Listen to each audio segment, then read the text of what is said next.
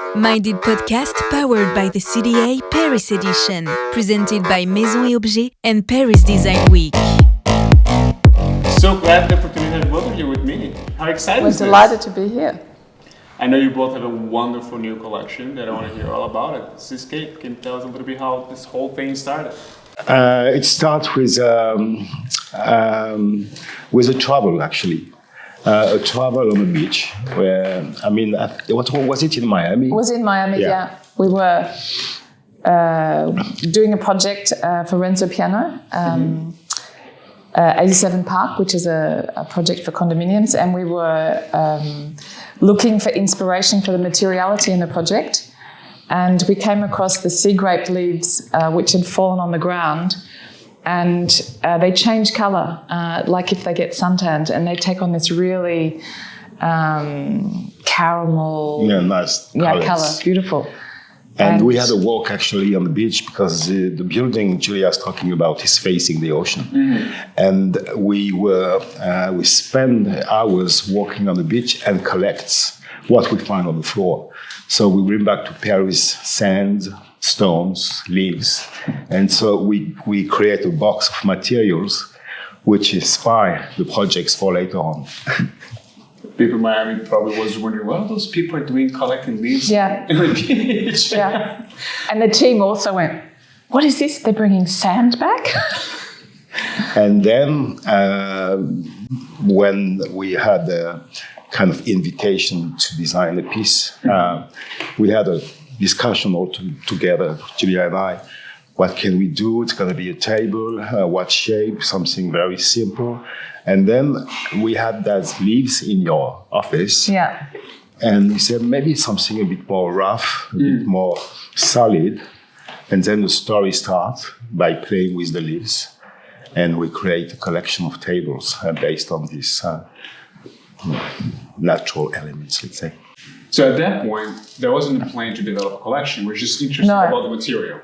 In fact, at the beginning of Seascape, we have this friend now, Alexander Aretus, who made the table, and we'd worked with Alex on other complex pieces of furniture, and knew he's just brilliant artisan cabinet maker, and so we were looking to do a piece with him, and there was this opportunity to do it for 3 days of design and at the French embassy. And so we were looking to design something which would express the know-how of Alexander. That's how we came up with it. And so we didn't want to do something which was very strict and flat. We wanted to do something where he could use all of his different savoir-faire, sculpting wood, tinting wood. And that's when we had this idea of doing something which was very evocative of nature. And so we saw these leaves on my table and we said, yeah, we can imagine, you have leaves of a table. The leaves actually become the table. And then we said, and for the feet, it can be like the tree of the trunk. And then Alexander can use his know-how of sculpting the trunk as the table legs. And so it all was born in that way. Isn't that wonderful that just a little back and forth ideas and exploring, and then suddenly a couple of weeks later, months later, you have this beautiful product. Yeah. Anything specifically stand out in terms of challenging? I mean, it's a quite complicated, it looks like to be a quite complicated process. There's a lot of craftsmanship involved, but anything that kind of stood out as a big challenge? The colors, I think, in particular. Yeah, the colors was quite difficult to obtain. And we had many discussions with, he did let's say 100 samples to achieve the correct sending colors, us to get the right, to make it look very natural and not too bright. And he also, and that's a technical aspect, he worked on using a finish, a varnish finish, which is a French finish, which means that it can be really used as a dining room table, so you can spill fat or water or whatever on it and it won't be damaged. And we really wanted that because we didn't want to make a piece of art. We wanted to make a serious piece of furniture that could be used by people, and it's not just a sculpture that's sitting in the background. And that took also a lot of time and investigation to get that level of finish so that it can really be protected. And at what point did you realize it's done? Because a project like this, you can polish, you can change, there's so many different things that you can tweak here and there. For me, I'm always curious to know is what are the moment that you realize this is it? Right at the end, actually. Just all the way. It was about 10 days before because remember we worked on the veins and we were trying to make the veins work. It's a good question, but I think in many of our projects, we work this way.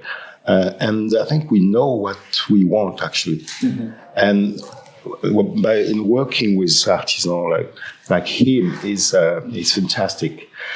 But it brings his know-how, but we know exactly what we have in mind and when it's going to be finished. And it's not always easy to explain. And by doing many samples, it helps a lot. So at a certain time, we say, this is it. Yeah, when you do a lot of samples before, it reduces the risk, of course. But having said that, it wasn't finished, it was finished 10 days before. Yeah. But it's true, it reduces the risk. But that's true in everything you do. In architectural projects, that's why you do prototyping and you have to really minimize the risk. It's not like cooking where you can make a decision. Add some more salt, some pepper, and see what happens. Yeah. So there's not so much of any spontaneous approach to the process. Everything is very meticulously thought ahead of time, sampling, drawing multiple times before going to production. Yeah, I'd say that the concept is very spontaneous, which allows us to think completely outside of the box and say, there's a grape seed leaf and we can make a table for it. That's very, very spontaneous.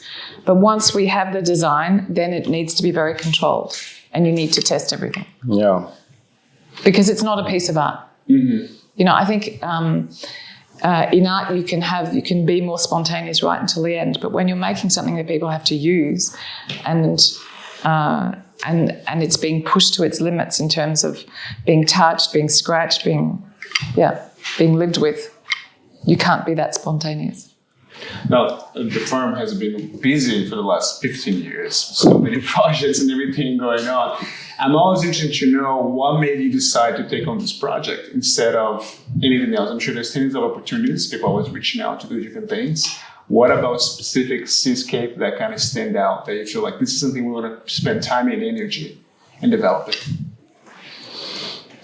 We are extremely open to and very curious. So we like to work at all scales. We are architects, we are interior designer, we are object designer, furniture designer, and we like challenge and we like to explore. So we are open to lots of new projects. So this is one of the reasons. And we were invited by the French embassy. It was a beautiful invitation. It's a nice event in Copenhagen. So he said, okay, we're busy, but let's do it. That curiosity that you're referring to, I'm sure it's something that being with the company since Rena's days, when she was around, was something that was embedded since those times, or kind of got bigger and bigger as both of you kind of started leading up the charts in the firm? I think it started a long time ago. Yeah. Let's say maybe not curiosity, but intuition. She worked a lot with her intuition, and if you remember, Julia, it was a long time ago, but. She left this heritage about feel your sensitivity. Let's be free because I know I can be a bit too rational. Tell me more about that. Really? I don't think so. Yeah, it's true. Sometimes. There were drawers in the table at the beginning. There weren't drawers at the end. Yeah. But sorry, go ahead. so yeah, no, it's interesting. You talk about intuition and it being curious is very, very important. And it's something when we employ people, I say that's one of the most important things, to be curious and always looking at what's happening. But on another dimension, doing a project like like Seascape is also a joy, because the design department is not a department to edit furniture in itself. It's always because projects come up with needs, and so we respond to them. And designing furniture is like a luxury for us. Rena used to say, because she would design pieces of furniture, lots of pieces here. She called it her secret garden, remember? Mm-hmm. And that was her little space where she would work with materiality. Materiality is very important at a huge architectural scale, and when you look at the facades that Denis designs, at a completely different level of dimension. But working on these smaller projects, it's a real joy, and then it inspires us for other things. Going back to other things in material, you just have a brand new service with the name is the Material Curator. Yes. Now, you're already so busy, so much going on, and you add this to the play. What was about this whole process? Julia can explain you what is Material Curator, but I can tell you briefly where it comes from. Mm-hmm. We have a fantastic material library at the office, and the material library started a really long time ago. Rena started this library very early, like in the late 70s, something like that. And materiality is very important in our works, in all scales. And we have lots of samples which are unique, lots of know-how, lots of craftsmanship. And at a certain moment, we want to share it. And I said to Julia, why don't we open the door of the office to other creators? And so this is the beginning. Mm-hmm. And then it became Material Curator.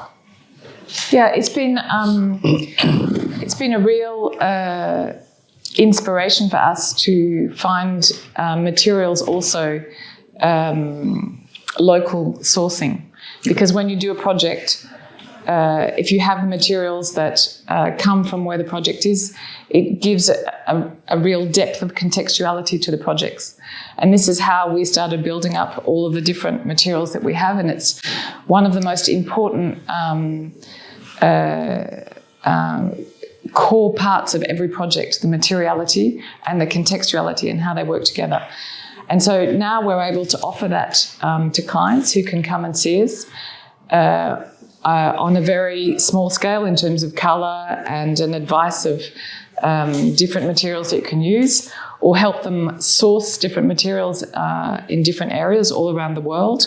We do benchmarking also for different types of materials and different locations of materials, and we do newsletters, and we have 10,000 different types of material in the materials library, and they're all completely noted. We developed a specific database program so that you can find everything either by its materiality or by its location or by its know-how, savoir-faire.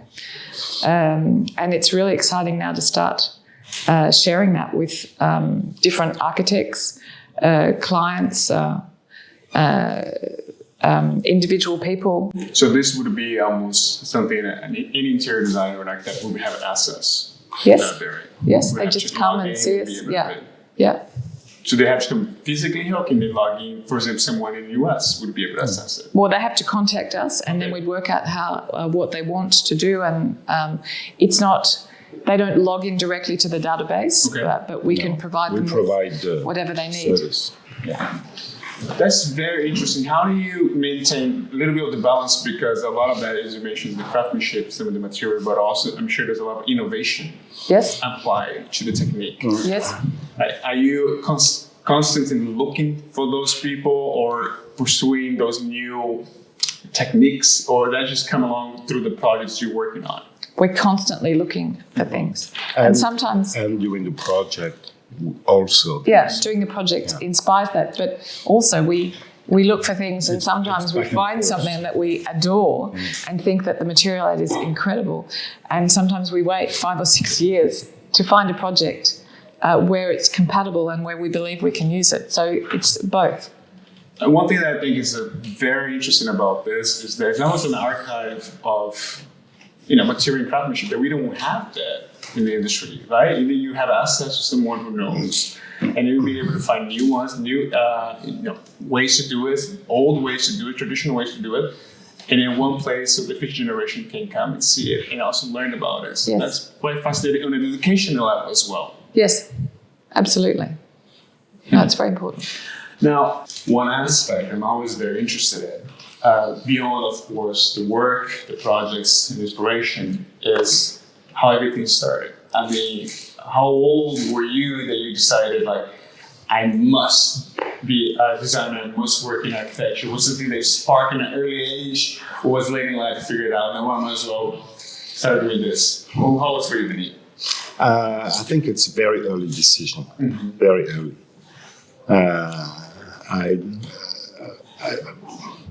I can't really remember, but I was really young, and I was sure that I want to build.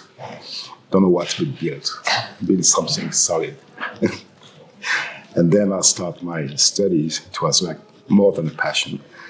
So it's coming from far. How were you expressing the desire to your parents? Were they supportive? Not really, actually, because my parents are craftsmen, and for them, they start to work very young.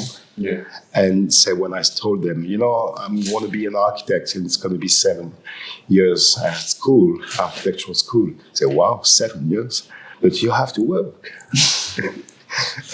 And but after, let's say, 1 or 2 years, they were extremely proud and very supportive. What about you? I decided, I think I was about 15. I had a cousin who was an interior designer, and I could see, and she would bring home projects, and I thought it was fascinating. So I decided I wanted to be an interior designer. But where I lived in Australia at the time, there wasn't an interior design course. I think that's developed a lot over the last 40 years. They've become really good interior design courses, but at the time there weren't. So I decided to do architecture at Queensland University. And I thought that was good because it allowed me also to come in at any level, and I could do architecture and interiors. And that's what I did. And then I stopped and I became a cook, which was a thing that I always loved. When I lived in London, I was a chef, and it's very like architecture. Your architecture, except that you can add the salt in at the end. Yeah, I always add salt in there. Yeah, but it's a really tough life. And so I went back to architecture. And at what point, you were in school, and they say, right, finish school, do you realize now it's something that you want to pursue, but you were good at it? Because there's a big difference. Yes. Absolutely. So at what point did you realize, what? I understand who I am as an architect, or of course, it's an evolving process. But what was it when they realized, I got this? When I finished my studies, I had the opportunity. I was extremely lucky. One of my professor at school gave me a project. Mm-hmm. So as soon as I had my graduation, I did my first project, and I decided to open my own office. I was just crazy because I was like extremely young, but I was a freelance architect. I did lots of competitions. I work in lots of different offices. And I discovered that architecture is extremely rich. So I work with interior designer, where I did scenography, landscape designer. Everything was so huge. There was so many things to do, and the passion was really there. So I know it will never end it. What about you, Julia? I think I lived in Hong Kong, and I was doing a project in Shanghai for a woman called Pearl Lam, and it was a real mix of architecture, interiors, and also design and artists, because Pearl worked with artists. And it was at that moment I realized that I was now able to work on all of the scales that I had wanted when I was younger, and not just architecture. And then I met Rena, and working on retail projects, and that experience, looking at the experience of a client and moving in interior spaces, that's when I realized that, yeah, that's what I wanted. And it just was coincidental with me coming to Paris, and Rena called me, and it just all kind of fell into place. That's a great segue for my next question, because even though you work in all different kind of projects, retail has something that you're very known for. How much do you think the retail environment has changed for the stores in terms of architecture in the last few years? Because, the firm has been doing this for 50 years. What are the biggest differences you have seen? I think the evolution is mainly in the service that provide with the retail environment. For quite a long time, it was, let's say, just to sell. Mm-hmm. Now it's not for sale. It's for provide advices, provide culture, even provide services, and it's a big difference. I think the internet changed a lot. Most of the luxury companies are selling a lot on the internet, and now a customer when visiting a shop wants something more than buying another bag, and this is something I really observe in the new generation of shops. Yeah, the experience that a client can have of what the brand is really important, and people go and they spend time. Sometimes they don't buy something in the shop, they'll buy it later on online. Mm. In the recent shop we did for Hermès on Madison Avenue, there's a speakeasy, there's a bar on the top level which looks over an atrium that's completely sculpted. There's a champagne bar. Yeah, it's about experience. There's a garden. See, and you correct me if I'm wrong here. The idea, at least, let's say 10, 15 years ago, is that as you travel throughout the world, you have the same experience at the store as you would have in Paris, Shanghai. But see, that has completely changed. Yeah. Now there's a sensibility to make sure that you are sensitive to the culture, to the location. Yeah, extremely. Yeah. Yeah. And I mean, we worked a lot for Hermès, and this is quite, specific to that brand. Very early, it was important, really important for them to be part of the local communities when they open a new shop. So that means very attentive to the context. And we are the architects, so we create the new environment. Exactly. And we never repeat the same shop. And this is, I think it is maybe the only brand. Yeah, there is no shops identical in two cities. They're all different.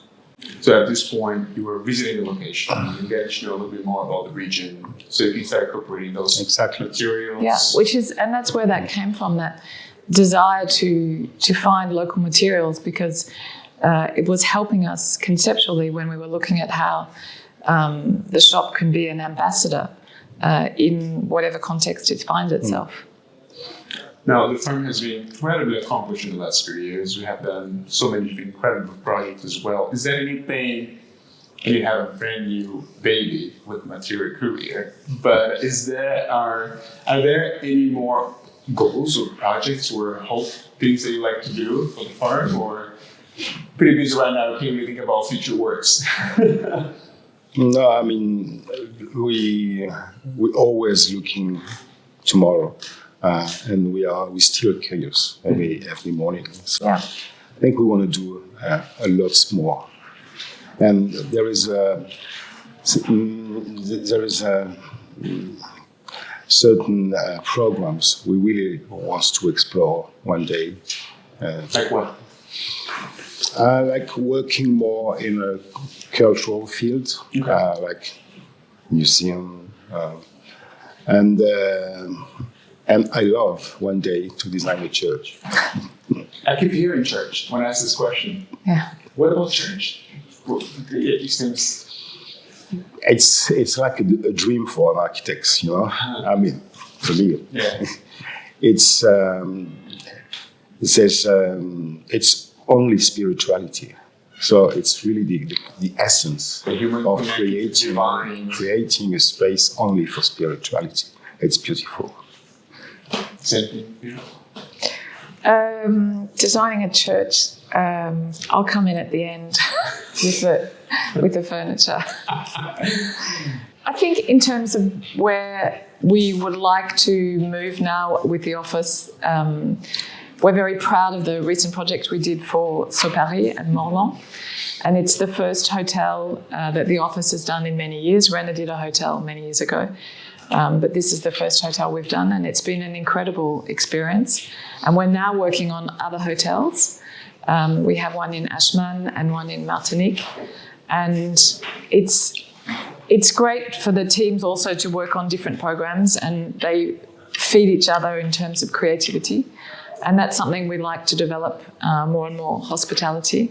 And of course, as Denis said, cultural programs are very interesting and very humane, and we'd like to be able to do something in that area. How many projects do you have right now? At the moment today, something like 50. Yeah, I would say 50, yeah. At different stages, of course. But that's incredible to be able to keep it together. I'm sure you have a good team too. Yeah, we have a great operations director, Gerald, who gets it, Well, this is a very exciting week, Paris Design Week. There's anything that you are looking forward to see, or something people should go check it out? I have to say, no, I don't know, because we have this incredible team in the materials library, and they have made a list. I just haven't had time to look at things, so I sent everything through. And they've made a huge Excel sheet. And there are 8 of us who are coming together today at 5 o'clock, and we're going to see who's going where and what, and then we'll divide the team up and see everything in Paris, and then come back and share. Split and conquer. Yes. What about you, Denis? I'm more like, let's say, I have no plan. Yeah. And there is lots of things to do, lots of shows. Human. So I just catch. Go with the flow, see exactly. where it leads. And sometimes there is the one exhibition you cannot miss, and Julia told me, she said, you have to go there or there. I'm less organized than she is. Well, before I let both of you go, there's 3 questions I ask everybody. Yes. Okay? We wanted to recommend as a book, and each one can have their own specific answer. Film, something to watch, could be a TV show as well. And the next guest in the podcast. Who would you like to see here, sitting on the chair? Here. I mean, in general. Somebody. So those are the ones I ask everybody. So I'm curious to hear your opinion. What do you think? A book. Yeah. The last one that I read, it was just amazing. I don't know in English, but I translate from French. It's Seaweed Revolution. It's an amazing book about how seaweed can solve lots of problems in Earth. Interesting. What about like a film, a movie? A movie. I see a very funny, dramatic film called Drunk. Yes. It's not Sweden, but Yeah. Is it Norwegian? it's It's not Swedish? no, it's not. It's Danish? it's Danish. Yeah, okay. Sorry. Okay. Yeah, it's very dramatic, but there's a kind of humor behind it. Yeah, I've seen trailers. I haven't watched it yet. I gotta go check it out. And I guess, who do you think we should invite on the podcast next? Another architects, Any. let's say Peter Zumthor. Perfect. We'll get to it. What about you, Julia? Really boring. The last cookbook, the last book that I read was a cookbook by, it's called The Love of Food. I can't exactly remember the name. An Australian chef who works in London and also in Italy. I should have noted the name, I didn't. I love going on holidays and reading cookbooks. I think one of the most interesting films I saw recently, and I can't remember the name either, I should have written it down. It's the one where they're all on the boat and they have an accident, and suddenly it's the staff who run the boat, who then control everything that happens, and how things and relationships move, and who is able to attack and help a situation when it's in crisis. Huh. I'm usually pretty good in movies, so I can... Can we? Yeah. We'll look it up. Okay. Yeah, we had it. And the next person here, I would actually also say an architect. I was in London last week and I saw the exhibition of Herzog de Meuron and at the Royal Academy, and I thought it was really great because you could see the process of architecture. They had an incredible selection of samples and prototypes, and it was very, this is not a criticism, humbly presented so that you could imagine you could go into the architectural world quite easily. And I thought I was really interested in the way that they had presented it. It was very clear and easy to be able to go into, and it was a great exhibition. And I think they could be very interesting. Yeah, well, we'll work on. Now, I cannot let you go before asking one question. Someone comes to your house for the first time. What are you cooking then? What is the famous dish of the house that everyone must try?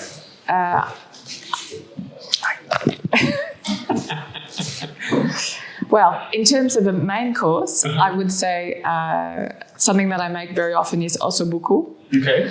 Because I just love the way that you share it with the gremolata, and it's one of my favorite dishes. And for the dessert, of course, pavlova, which everyone thinks is an Australian dessert, but in fact it's a New Zealand dessert, was made for in honor of a Russian ballerina called Pavlova. And I have invented over time my own pavlova, where I use lemon and sheep's milk, cream, and changed it. So, yeah. Is that what you had guessed? Exactly. Yeah. Exactly what I guessed. I would have said exactly. Exactly the same thing. Denis and Julia, I want to thank you so much. I had the opportunity to meet both of you early in the year at the City Awards, and I just had a great impression, be a fan of the work, of course, but beyond that, for me, is the people behind the scene. You know, when I had the opportunity to talk to your team a couple of times, I see how professional and dedicated they are. For me, that's an extension of the leadership. And I was so thrilled that you give us a little bit of time to come here and talk to you about this very busy week. And good luck with everything. Thank you so much. Thank you very much. Thank you very much. Have a great time in Paris. I will. Submissions for the Creator Design Awards are now open. Visit creatordesignawards.com to find out more. Experience the world of art, design, and culture through Minded Podcast. Engage with groundbreaking artists, visionary designers, and cultural influencers and delve into their creative processes. Minded Podcast, powered by the CDA. New episodes every Tuesday.